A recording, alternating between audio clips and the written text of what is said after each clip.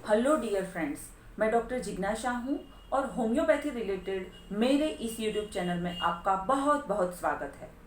आज के इस सेशन में हम बहुत ही इंफॉर्मेटिव टॉपिक लेने वाले हैं कि बहुत सारी महिलाओं को ये परेशानी होती है और वो है इरेगुलर पीरियड, इरेगुलर मेंस्ट्रुएशन।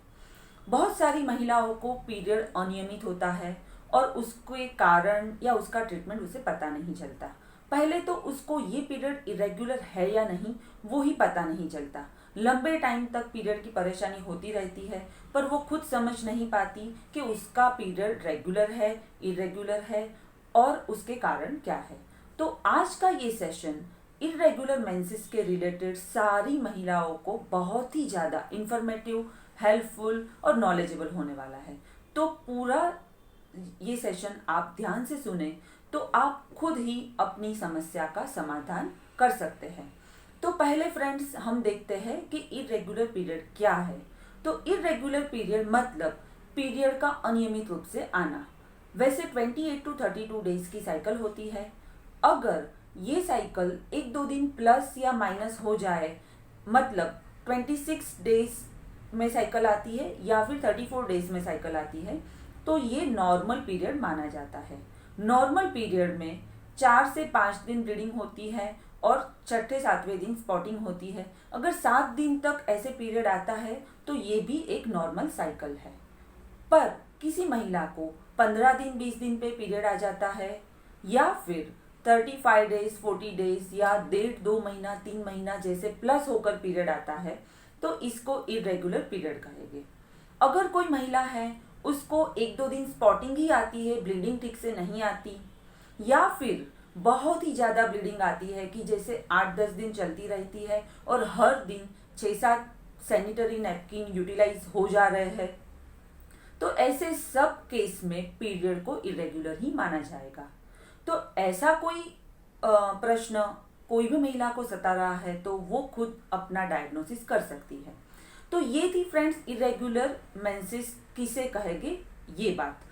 अभी हम आगे के सेशन में देखते हैं कि इरेगुलर पीरियड के कारण क्या है।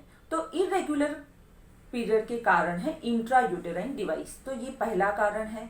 आईयूडी अगर किसी महिला ने डलवाई है, कॉपर टी या फिर कोई भी कॉन्ट्रासेप्टिव डिवाइस यूट्रस में है तो इरेगुलर पीरियड हो सकता है। दूसरी बात, अगर कोई महिला ने चेंज की हो बर्थ कंट्रोल पिल्स, अगर बर्थ कंट्रोल पिल्स वो ले रही है, कोई भी वजह से उसने चेंज कर दी है तो शायद इरेगुलर पीरियड हो सकता है। तीसरा कारण, अगर कोई स्त्री, अगर कोई महिला बहुत ही ज़्यादा एक्सरसाइज कर रही है, स्ट्रेनियस एक्सरसाइज कर रही है, तो उससे भी पीरियड अनियमित रूप से आता है। अगर कोई महिला प्रेग्नेंट है तो पीरियड बंद होता है तो उसे भी एमेनोरिया मतलब मासिक का न आना कहेंगे, तो ये बिल्कुल नॉर्मल है। अगर कोई फीमेल है कि जो ब्रेस्ट फीडिंग पर है, ब्रेस्ट फीडिंग करवा रही है, तो फिर उसका पीरियड इरेगुलर हो सकता है, तो ये भी नॉर्मल है। तो ये थे कारण कि अगर कोई महिला को ये सारे कारण है तो वो खुद अपना डायग्नोसिस कर सकती है। एक बहुत बड़ा कारण है जो आज के ज़माने में पाया जाता है, स्ट्रेस। अगर स्ट्रेस से परेशान है कोई महिला, बहुत ज़्यादा टेंशन स्ट्रेस ले रही है, वर्किंग फीमेल है कि जिसको बहुत ही ज़्यादा हैवी बर्डन है, तो स्ट्रेस की वजह से फ्रेंड्स हार्मोन्स इम्बैलेंस होते हैं। हार्मोनल इम्बैलेंस होने पर ओव्यूलेशन ठीक से नहीं होता और पीरियड नहीं आते। तो स्ट्रेस भी एक बहुत बड़ा आज के ज़माने में कारण है इरेगुलर मेंस्ट्रुएशन का। ये सारे कारण हैं तो वो खुद हम दूर कर सकते हैं। आगे जो मैं कारण बताने जा रही हूँ वो कारण ऐसे है कि जिसमें आपको मेडिसिन की ज़रूरत होगी और डॉक्टर की एडवाइस की भी ज़रूरत होगी, शायद रिपोर्ट भी करवाने पड़े। तो ये कारण अभी हम देखेंगे। तो वो कारण में बहुत बड़ा कारण है कि आज के ज़माने में बहुत कॉमन है, बहुत सारी फीमेल्स को ये कारण है, तो वो है पीसीओडी, पॉलीसिस्टिक ओवेरियन डिजीज या पॉलीसिस्टिक ओवेरियन सिंड्रोम। पीसीओएस या पीसीओडी अगर किसी लड़की को है, अगर ये लड़की कोई भी एज ग्रुप में है, प्यूबर्टी की एज ग्रुप में है या मिडिल एज में है या मेनोपॉज, अगर पीसीओएस है तो पीरियड बहुत ही इरेगुलर होता है क्योंकि उसमें ओव्यूलेशन होता नहीं है। ओव्यूलेशन नहीं होता, पीरियड भी ठीक से नहीं आते और इसको भी हम इरेगुलर मेंस्ट्रुएशन ही कहेंगे। अगर किसी महिला को थायराइड रिलेटेड कोई परेशानी है, थायराइड हार्मोन इम्बैलेंस है, जैसे हाइपोथायरॉयडिज्म और हाइपरथायरॉयडिज्म, इन दोनों में से कोई एक समस्या है, तो भी उसका पीरियड इरेगुलर ही होने वाला है। अगर किसी फीमेल को कि मेंसेस उसका बंद होने वाली स्टेज मतलब मेनोपॉज की एज में है और इरेगुलर ब्लीडिंग है, इरेगुलर मेंस्ट्रुएशन है, तो उसका बहुत बड़ा रीजन है यूट्राइन फाइब्रॉइड। यूट्रस में, बच्चेदानी में फाइब्रॉइड की गठान होती है तो भी पीरियड इरेगुलर होता है। अगर यूट्रस की इनर लाइनिंग मतलब जो बच्चेदानी होती है उसकी अंदर की वॉल थिक हो जाती है, उसको थिकनिंग ऑफ यूट्रस या तो बल्की यूट्रस बोलते हैं, तो कोई महिला को बल्की यूट्रस है तो भी उसका पीरियड इरेगुलर हो सकता है। यूट्राइन पॉलिप, बल्की यूट्रस और फाइब्रॉइड ये ज्यादातर मेनोपॉज की एज में, जब मासिक बंद होने वाला होता है, ये एज में ज्यादातर देखा जाता है। तो ये थी फ्रेंड्स इरेगुलर मेंस्ट्रुएशन की जो तकलीफ है उसके कारण। अभी हम देखेंगे कि ये कारण अगर है तो हम ट्रीटमेंट कौन सा करें। होम्योपैथी में फ्रेंड्स बहुत ही अच्छी मेडिसिन है कि इरेगुलर मेंसेस को क्योर कर सकती है।